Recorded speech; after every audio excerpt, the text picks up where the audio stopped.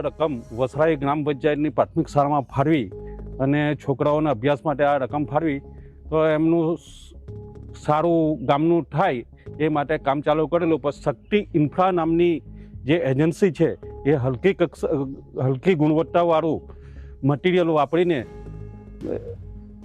વાપરતી હતી. એની જાણ મેં સુરત જિલ્લા પંચાયતના સદસ્ય શ્રી અફજલભાઈ પઠાણને જાણ કરી અને દીપકભાઈ વસાવાને જાણ કરતાં બંને હાજર થઈને કામ અટકાવેલું હતું.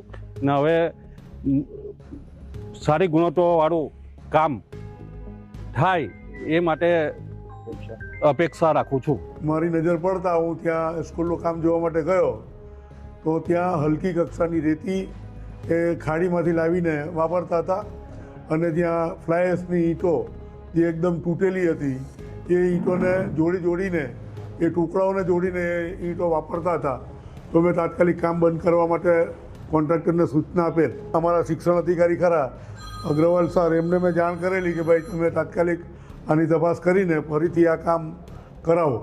એની ઉપર કાર્યવાહી તો થવી જ જોઈએ, પરંતુ જે કામ કર્યું છે એને તોડીને નવેસરથી કામગીરી એમની પાસે કરાવી જોઈએ.